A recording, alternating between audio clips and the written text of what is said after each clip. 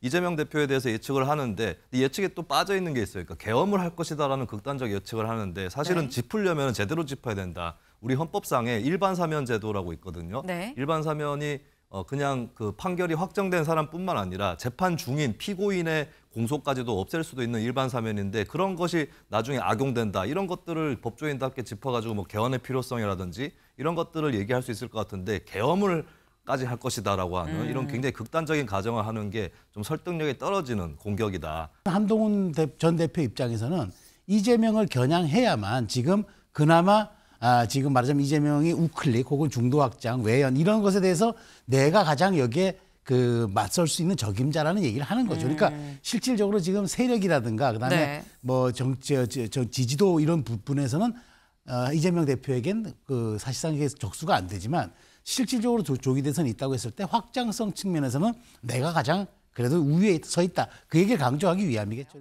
컴백 예고 한동훈, 이재명 한국에서 가장 위험한 인물이다라는 거예요. 컴백을 예고했다라는 거죠. 뭘로? 책으로 오늘 26일 오늘 한동훈 전 대표 책을 출간합니다. 그리고 이 뭐 예약 주문을 받았었는데 오늘 실제로 책이 출간이 되는 날이다라는 거예요. 근데 이 책을 출간하기에 앞서서 출판사에서 보통 우리 이런 책에 이런 내용 담겼어요라고 보도 자료를 주거든요. 근데 여기에 무슨 내용이 있었느냐? 한동훈 대표가 말하기를 이재명 대표 한국에서 가장 위험한 인물입니다라는 내용이 들어가 있었다라는 겁니다. 여기 좀 같이 볼까요? 한 전 대표는 이 대표를 두고 한국에서 가장 위험한 인물이라고 직격했다. 그는 이 대표가 행정부까지 장악을 하면 사법부 유죄 판결을 막으려고 계엄이나 처벌규정 같은 이 처벌규정 개정 같은 극단적인 수단을 쓸 수가 있다고 얘기했다라는 거예요. 네. 김수민 위원님. 이재명 대표가 계엄할 수 있고 처벌규정 개정할 수 있다라는 한동훈 전 대표의 얘기 동의하십니까? 네, 오지 않은 일에 대해서 얘기를 하는 거기 때문에 설득력이 이미 일어난 일에 비해서는 상당히 떨어진다라고 봐야 될 것 같고 이재명 대표가 한국에서 가장 위험한 인물이라고 한 이 언급에 대해서 많은 사람들이 그럼 윤석열 대통령이 아니란 말인가라고 얘기를 할 것 같아요. 물론 여기에 대해서 이미 직무정지가 됐고 곧 탄핵을 당할 것이기 때문에 그렇지 않다라고 얘기할 수도 있겠지만 근데 한동훈 전 대표 측근이 뭐라고 얘기하냐면 대통령에 대한 인간적인 미안함이 크다라고 얘기를 하고 있거든요. 이거는 네. 명백하게 12.3 계엄 그거 하나만 빼면 이재명 대표가 더 위험하다 이렇게 읽힐 수 있는 부분인데 이런 것들이 본인이 했던 계엄 반대, 탄핵 찬성 행보를 퇴색시키는 그런 결과로 저는 불러일으킬 것이다라고 보고 계엄의 바다를 건너자고 하는데 이거는 명확하게 정리를 해야 될 문제지 다 같이 계엄 찬성 반대를 망라해가지고 그냥 넘어가자 이렇게 해버리면 결국에 바다를 건너는 게 아니라 중간에 바위섬에서 내리게 될 거다라고 저는 예측을 합니다. 그리고 이재명 대표에 대해서 예측을 하는데 이 예측에 또 빠져 있는 게 있어요. 그러니까 계엄을 할 것이다라는 극단적 예측을 하는데 사실은 네. 짚으려면 제대로 짚어야 된다. 우리 헌법상에 일반 사면 제도라고 있거든요. 네. 일반 사면이 그냥 그 판결이 확정된 사람뿐만 아니라 재판 중인 피고인의 공소까지도 없앨 수도 있는 일반 사면인데 그런 것이 나중에 악용된다. 이런 것들을 법조인답게 짚어가지고 뭐 개헌의 필요성이라든지 이런 것들을 얘기할 수 있을 것 같은데 계엄을까지 할 것이다라고 하는 이런 굉장히 극단적인 가정을 하는 게 좀 설득력이 떨어지는 공격이다. 저는 그렇게 평가를 합니다. 네, 지금 김선민 의원님은 조목조목 굉장히 많은 걸 좀 말씀을 하셨어요. 이 말씀은 뭐냐? 계엄까지 언급을 하는 건 좀 너무 극단으로 가는 거 아니겠느냐라는 말씀과 함께 법조인이면은 뭐 정확하게 콕 집어서 이러는 거 아니라고 딱 얘기를 하는 게 낫지. 이거는 좀 다소 이 뭐 여론에 좀 호소하는 듯한 이런 느낌이 있다라는 취지로 지금 말씀을 하셨는데, 네. 사실 한동훈 전 대표가 이 책 출간을 하면서 이 언론사에 보내는 이 책에 대충 이런 내용이 담겼습니다라고 하는 내용에 가장 지금 이 포인트로 잡을 수 있는 게 한국에서 가장 위험한 인물이 이재명 민주당 대표입니다라고 얘기하는 요 내용이라는 거. 이건 사실 누가 봐도 이재명 대항마는 나다. 한동훈이다. 이 얘기를 지금 하고 있는 것 같은데 최수영 의원님. 네. 또 일각에선 이재명의 대항마로 한동훈이라고 얘기하기엔 이재명 현 당대표가 여긴 당을 장악을 했고 여기는 지금 당대표에서 물러난 상태에서 당내 기반이 없는데 글쎄 대항마가 나라고 얘기하기에 좀 약한 거 아니야? 라는 얘기도 있어요.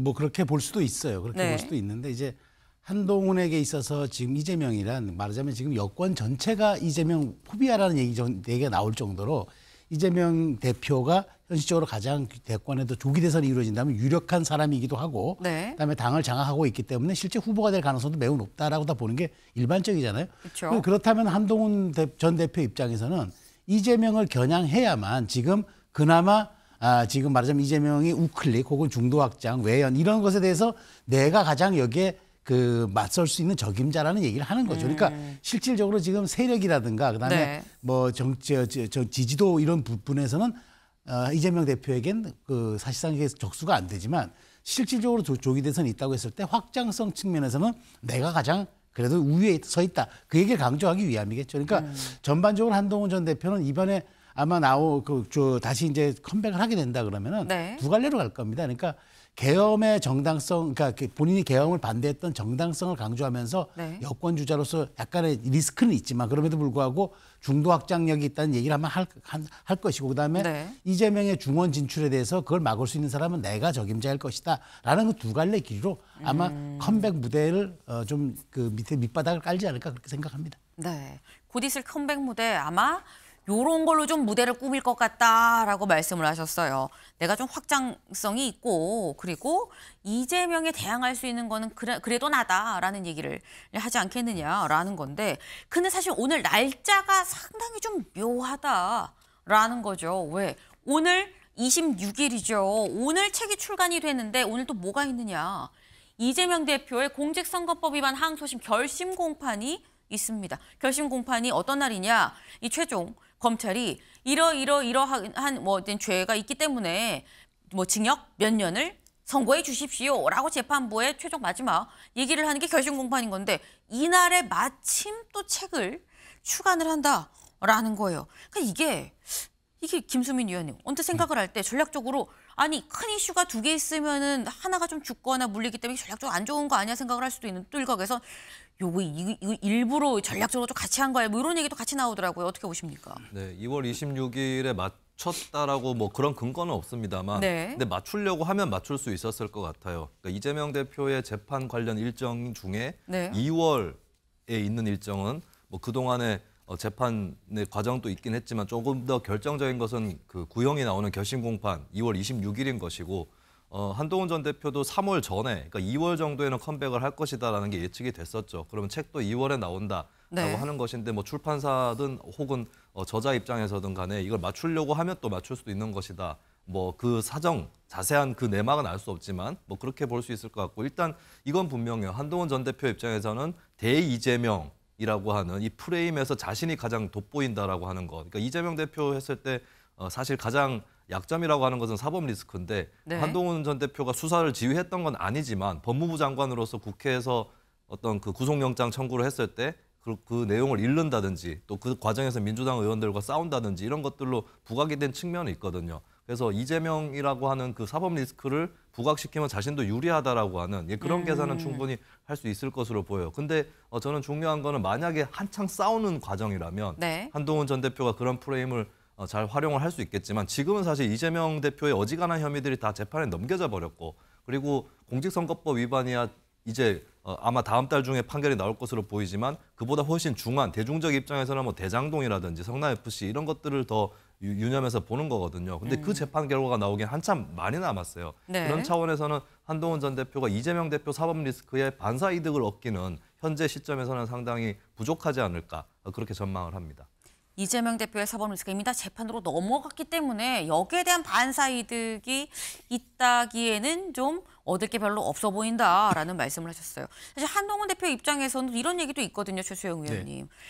본인이 검사 출신이죠. 그러다 보니까 뭐 이른바 어떤 프레임 자체를 뭐 범죄자 이재명 하지만 나는 검사 한동훈으로 짤 수 있지만 그렇다고 하면 만약에 조기 대선이 열린다는 가정으로 지금 얘기를 하는 거기 때문에 그렇다고 하면 앞선 검사 대통령 그리고 두 번째 검사 출신 후보라는 이 프레임도 또 같이 갖고 갈 수밖에 없는 건데 약간 양날의 검 같은 느낌이 있어요. 양날의 검인데 이번에 검 하나 뺐잖아요. 책에 검사 이력을 전부 네. 뺐다는 것 아닙니까? 실질적으로 이제 법무부 장관 이력만 이제 있는 건데 그건 뭐 강요 이력이니까요. 근데 이제 제가 보기에 이재명 대표에 대해서 2심에서 만일 유죄가 확정이 된다고 하더라도 네. 대법원 판결 나올 전이면 이재명 대표 출마할 수 있잖아요. 근데 그렇게 됐는데 이제 거기서 범죄자 대 이제 뭐 검사 대 범죄자 프레임보다는 아마 제가 보기에는 이재명 대표에게는 검사라는 그런 것보다는 오히려 이제 일종의 법무장관으로서 본인이 지휘했던 그때 그때 이제 피사실 적시한 걸 낭독했죠 그때. 네. 국회에서 그런 것 가지고 그러니까 그 정도로 갈 거지. 왜냐하면 이게 대선이라는 게 회고형 투표가 아니라 대선은 미래형 투표거든요. 전망형 그쵸. 투표라고 하잖아요. 그러니까 이재명의 과거를 가지고 내가 이런 사람의 과거를 때려잡는 검사 출신이라는 것을 강조하기보다는 아마 미래 전망형 투표 이 성격상 그렇기 때문에 그래서 책에도 아마 그 본인의 검사를 뺀 것 같아요. 근데 중요한 건 이재명 대표 만일 맞대결 구도가 된다 그러면은 네. 법무장관 당시에 그건 아마 충분히 활용을 할 겁니다. 본회의장에서 읽었던. 근데 그 정도 수준이지 이재명 대표의 죄목을 요목조목 얘기하면서 이런 범죄자를 수사했던 검사 한동훈 아마 그런 것들은 오히려 과거로 되돌릴 수 있는 오히려 한동훈 대표가 그렇게 빼고 싶었던 검사 이력을 다시 하면서 윤석열 대통령의 이은 시즌2 검사 정권이라는 오히려 부담을 줄 수 있기 때문에 제가 보기에 단편적인 그 정도의 법무장관 정도의 이력 정도만 얘기했다는 그 정도로 프레임을 짜고 미래형 투표 나온 어떤 메시지 전쟁을 펼칠 것이라고 저는 전망합니다. 네.